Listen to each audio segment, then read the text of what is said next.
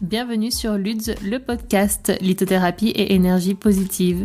Je suis Ludivine et je vous partage ici tous les outils et les informations dont vous avez besoin pour mieux connaître les pierres et mieux apprivoiser leurs énergies. On parlera donc beaucoup de cristaux, mais pas que. Régulièrement, vous retrouverez ici des épisodes hors série traitant de divers sujets holistiques autour de la psychologie positive, de pratiques naturelles, de l'astrologie, du développement personnel et bien d'autres choses encore. C'est parti! Bonjour à tous, j'espère que vous allez bien et que je vous retrouve en grande forme. On se retrouve aujourd'hui pour parler d'énergie, bien évidemment, comme toujours, mais parler de l'énergie environnante qui nous entoure, l'énergie de chaque moment, et voir s'il y a une régularité quelque part pour s'accorder au mieux à ces dernières.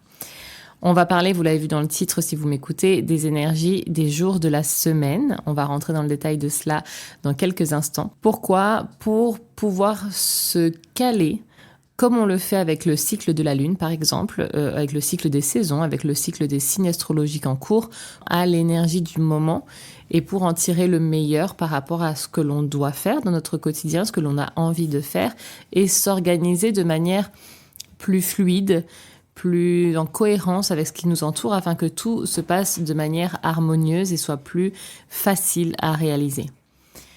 Tout d'abord, la meilleure organisation que je peux vous donner, c'est de vous écouter. C'est peut-être lorsque vous avez un peu du mal à vous organiser, observez-vous sur une semaine type et notez les moments où vous n'avez pas envie de faire quelque chose, où vous avez une baisse de régime. Les jours à l'inverse, où vous avez une très forte énergie, où vous accomplissez beaucoup de tâches en très peu de temps. Les jours où à l'inverse, la moindre tâche, plus minime soit-elle, vous demande une énergie folle. Essayez de vous noter un petit peu votre propre énergie au quotidien pour pouvoir l'analyser et voir si on peut la calquer justement aux énergies du ciel qui correspondent aux énergies des jours de la semaine. Le meilleur des conseils que je peux vous donner pour vous, mesdames, celles qui m'écoutent, vous êtes normalement à peu près entre 90 et 95% de ce podcast, donc mesdames, il faut d'abord savoir se caler sur son cycle naturel, d'accord ? Donc sur son cycle de règles, le cycle de vos lunes, plus joliment dit, le cycle qui est le vôtre, car les femmes sont cycliques, d'accord ? Les hommes ne le sont pas, nous le sommes. Et nous ne vivons absolument pas, je ne vous apprends rien ici, dans une société qui est adaptée aux variations de notre cycle, d'accord ? Notre cycle a été étudié dans de nombreuses recherches, d'accord ? Et il en est ressorti 4 phases. C'est pas le propre de ce podcast, donc on va pas rentrer dans le détail ici. Mais le cycle d'une femme est composé de 4 phases. Il est quasiment de la même durée qu'un cycle lunaire. Donc la Lune a son cycle, on l'a aussi. C'est pour ça qu'on est si connecté à la Lune, qu'on parle de la Lune comme une énergie féminine, une énergie yin, parce qu'on est extrêmement relié à elle, d'accord ? Donc observez votre cycle si vous ne le faites pas déjà. Il y a de fabuleuses applications pour cela, pour déjà vous aider à suivre à quel moment est-ce que vous allez avoir vos lunes, quel moment est-ce que ça va partir, est-ce que c'est régulier ? Et pouvoir observer les symptômes, les signes de chaque période de votre cycle. Parce que vous n'aurez absolument pas la même énergie en période de lune, donc en période de règles, qu'en période la période qu'on appelle folliculaire, par exemple, où vous allez peut-être avoir beaucoup plus d'énergie. Et votre corps aura besoin de choses différentes, que ce soit en minéraux, en nutriments, en action physique, mentale, de repos, etc.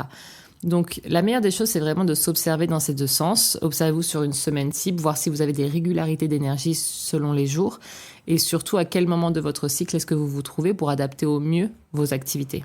D'accord ? Bien évidemment, on a un travail pour la plupart d'entre nous qui demandent d'avoir parfois des horaires fixes.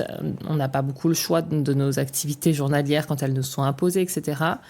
Évidemment, l'idée, c'est pas d'aller contre cela et de se dire je vais jamais y arriver parce que ça ne correspond absolument pas à mon énergie du jour, mais c'est de se dire comment est-ce que je vais pouvoir l'affronter au mieux si justement je sais que ça ne va pas correspondre forcément avec mon énergie du jour, comment est-ce que je vais pouvoir l'amener différemment, le travailler différemment et comment est-ce que vous, si vous en avez la possibilité, vous pouvez organiser vos tâches quotidiennes par rapport à votre énergie.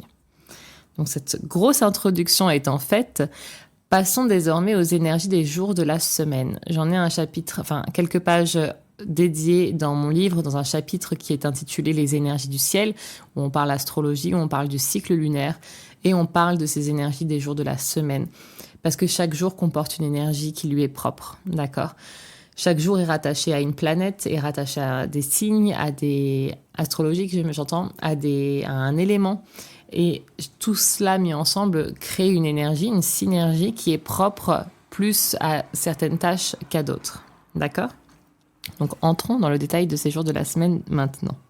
Donc déjà en astrologie védique, les planètes sont appelées des grahas et elles représentent les forces divines incarnées par les planètes. Compte également pour eux la Lune et le Soleil comme graha, d'accord, comme astres principaux. Nous, quand on parle astronomiquement parlant,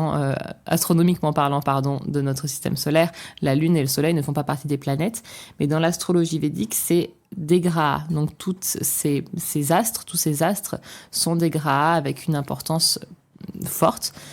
Et c'est tout à fait légitime parce qu'on est très proche de la Lune. Le Soleil est l'astre le plus gros de notre système solaire. Donc, c'est tout à fait normal qu'il soit inclus dans ces énergies-là. D'accord ?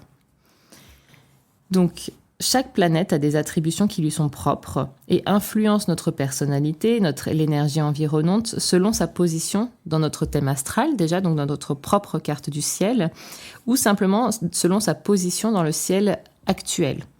On dira par exemple que la Lune apporte la féminité, on vient de le dire, l'amour de la mère, que le Soleil apporte lui la force, la relation avec le père. Mars va être par exemple la force physique, le feu, etc. On en a déjà beaucoup parlé dans l'épisode hors série sur l'alignement planétaire d'il y a quelques semaines. Mais chacune de ces planètes revêt une énergie qui lui est propre, je ne vous apprends rien. Et c'est notamment ces énergies-là qui sont rattachées au jour, qui vont générer une énergie propre à chaque jour de la semaine. D'accord ? Donc vous l'aurez compris, on se rattache ici beaucoup à l'astrologie védique qui a pour habitude de justement s'accorder aux énergies de chaque jour de la semaine. Donc c'est parti, commençons avec le lundi. Le lundi est lié à la lune, au signe du cancer et à l'élément de l'eau. Donc on commence la semaine tout en douceur. La lune, c'est la féminité par excellence, on l'a dit. Le lundi sera donc une journée très calme, très douce, liée aux émotions et au subconscient. Dédiée aux activités tranquilles, telles que les rituels, la relaxation, la méditation, ou encore à l'organisation de votre lieu de vie, de votre maison, de votre semaine à venir. Vraiment organisée, planifiée. On peut également penser, durant le lundi, à passer du temps avec nos proches, si c'est possible, et profiter vraiment de ce sentiment de paix et d'harmonie de début de semaine. Donc que ce soit avec soi-même, que ce soit l'harmonie d'un nouveau départ. On le dit en fait très souvent avec un début de mois et évidemment un début d'année, mais très peu avec le lundi. Le début de quelque chose, c'est un nouveau départ. Le début de mois, on commence une nouvelle énergie. Là, on a commencé le mois d'août hier, donc c'est l'énergie du feu, c'est l'énergie de l'été. Quand tout commence, évidemment, une nouvelle année, alors là, c'est l'énergie de la nouvelle année qui arrive, etc. Mais chaque lundi est un nouveau départ.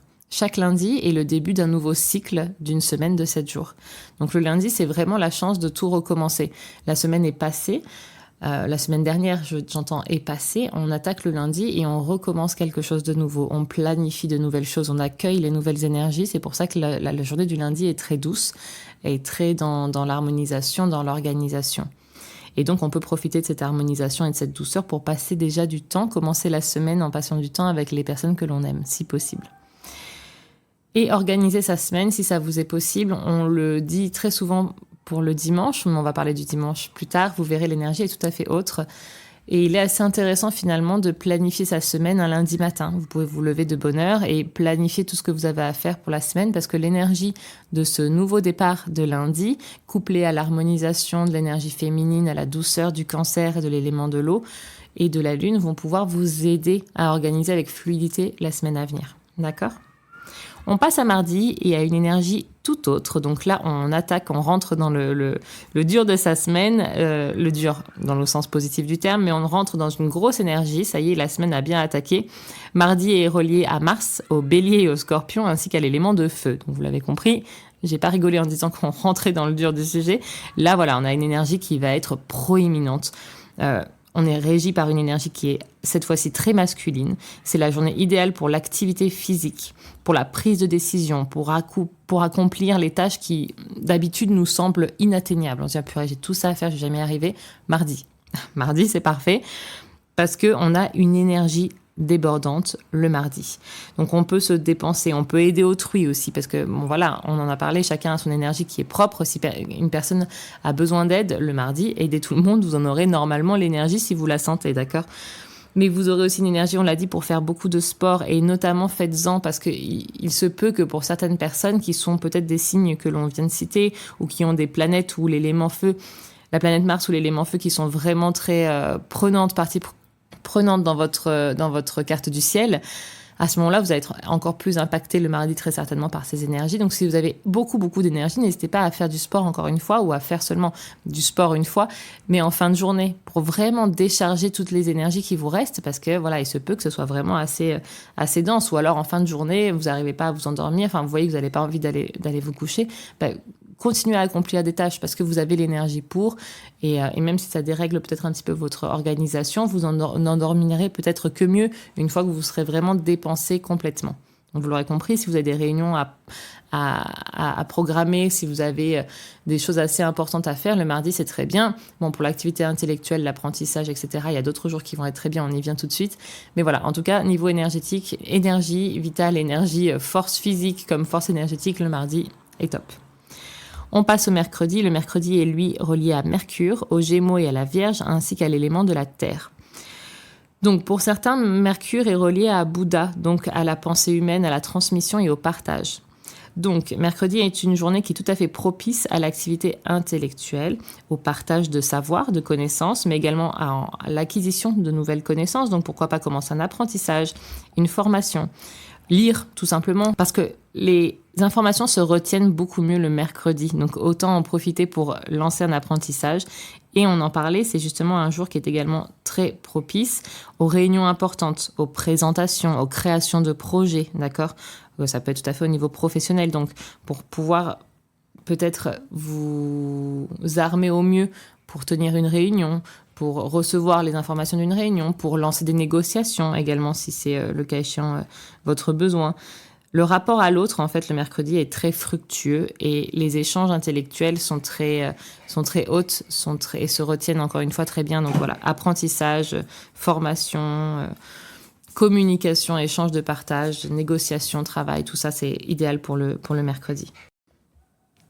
Passons désormais au jeudi et à une énergie tout autre. Le jeudi est relié à Jupiter, au Sagittaire et au Poisson, ainsi qu'à l'élément de l'éther, c'est-à-dire le moi, d'accord, le moi supérieur. Donc le jeudi correspond ainsi à la spiritualité, à la sagesse, au savoir, à la chance, à la prospérité. Donc le jeudi, c'est une journée propice aux pratiques spirituelles, quelles qu'elles soient, aux œuvres de charité également et à l'altruisme. Donc pourquoi pas profiter du jeudi pour vous rendre dans votre association préférée pour apporter de l'aide, pour pratiquer vos pratiques, juste beaucoup de pratiquer ici, mais pour faire vos pratiques spirituelles, quelles qu'elles soient, votre méditation, si vous voulez faire une méditation un peu plus profonde chaque semaine, pourquoi pas y penser le jeudi pour le nettoyage peut-être énergétique de votre maison. On en reparlera, il y a des jours qui sont très propices à ça aussi qui arrivent. Mais voilà, toute pratique spirituelle va être très entourée d'énergie. Ça peut être donc également de pratiquer avec vos pierres, si vous avez besoin d'un moment dédié dans la semaine où vous voulez faire un travail plus approfondi avec vos pierres. Voilà, si vous en avez le temps et l'opportunité, le jeudi est vraiment idéal pour ça. Voilà, toute spiritualité, tout altruisme que vous pouvez avoir, le jeudi est la journée idéale. Ensuite, le vendredi est lié à Vénus, au Taureau, à la Balance ainsi qu'à l'élément de l'eau. Donc c'est la journée de l'harmonie et de la beauté, le vendredi. Donc le vendredi, c'est la journée idéale pour se faire chouchouter, se faire plaisir. Donc pourquoi pas aller au spa, si c'est ce qui vous fait plaisir, faire du shopping, si c'est ce qui vous fait plaisir, sortir entre copines, aller marcher en forêt, si c'est ce qui vous fait plaisir aussi. Enfin voilà, vraiment le jeudi, c'est la journée pour soi, c'est la journée pour se faire plaisir, pour se lancer dans une activité qui va dans ce sens. Donc ça peut être un soin du corps, encore une fois, passer du temps avec les personnes que vous aimez, etc.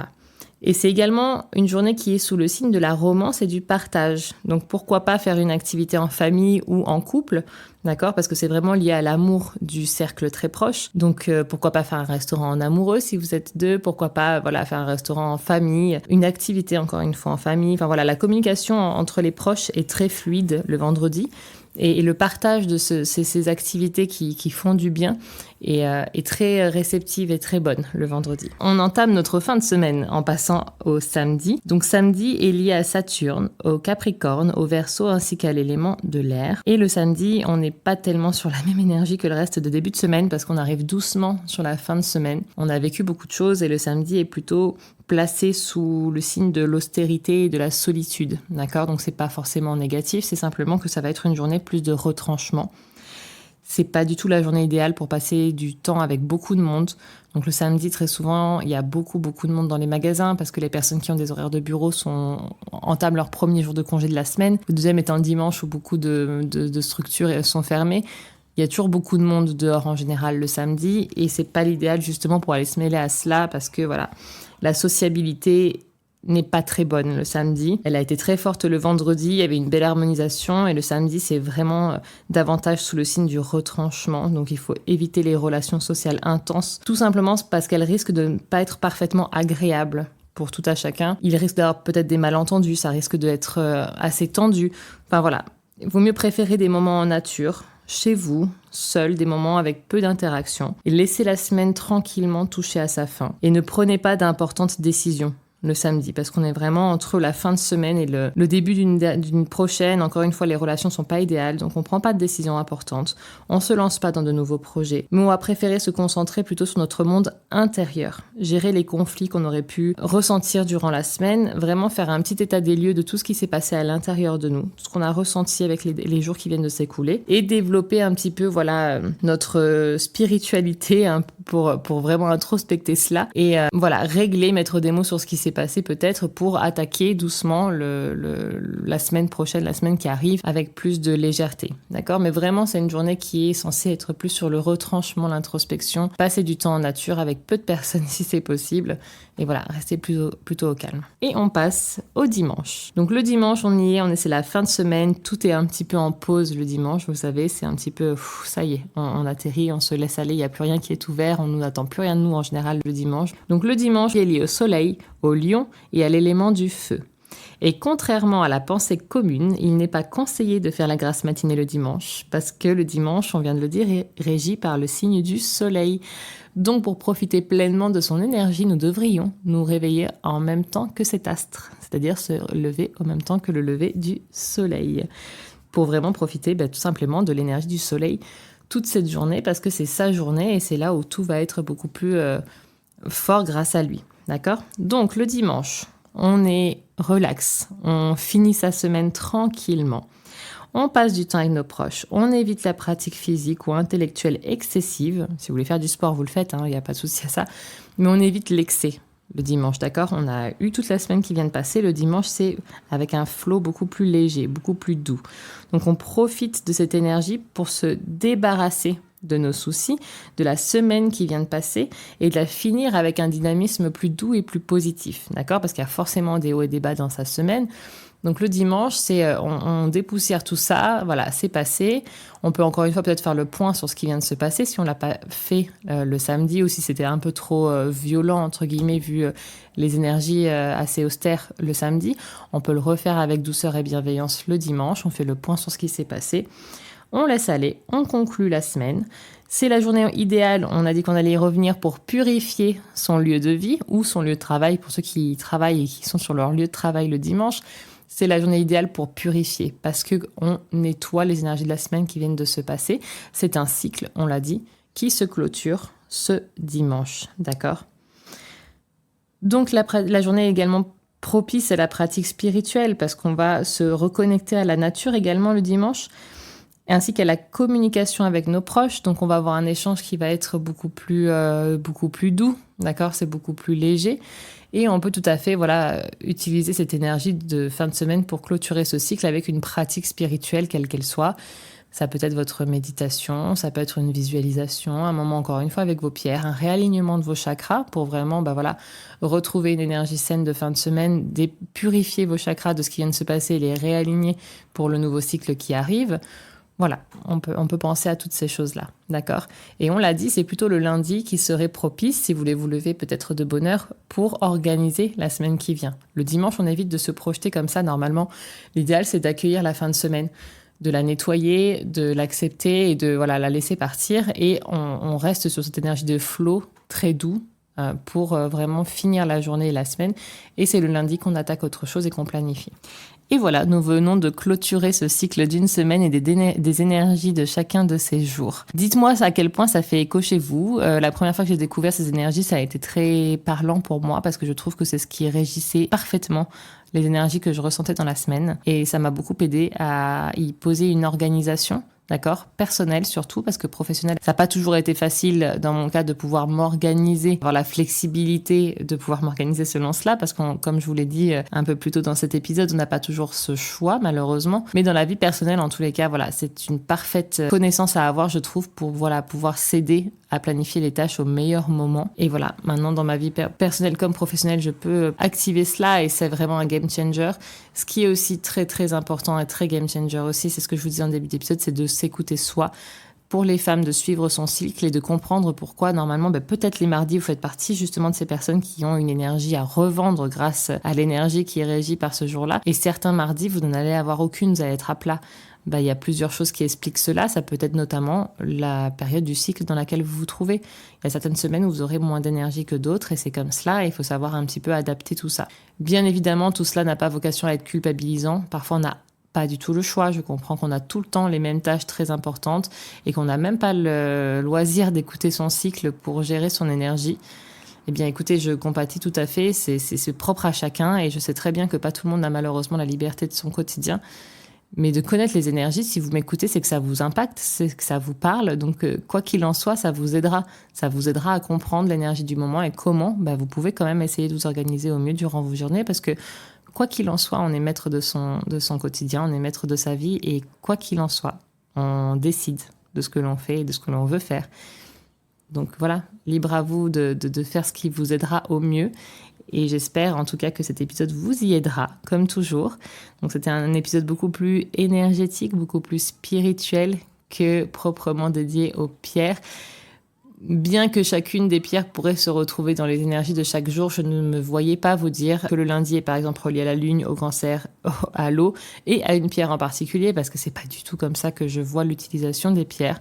On n'a pas un calendrier à suivre pour prendre telle pierre, telle pierre, telle pierre.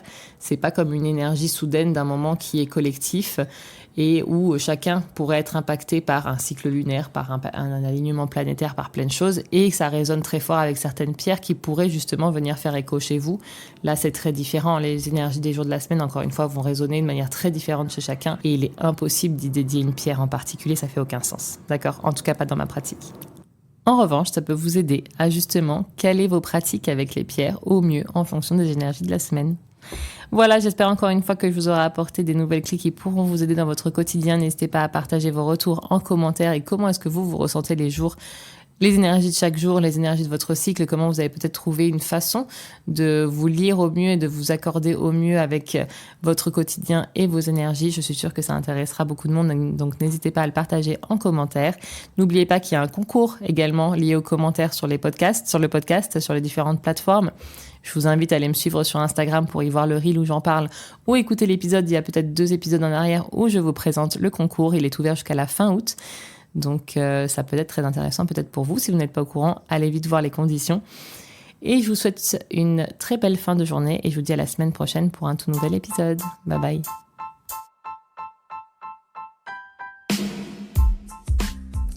Après chaque épisode ou de manière générale, n'hésitez pas à laisser un commentaire avec vos avis, vos retours, vos questions et éventuellement les sujets que vous aimeriez que nous traitions ensemble. N'hésitez pas également à mettre la note de votre choix sur la plateforme d'écoute que vous utilisez afin de faire connaître ce podcast.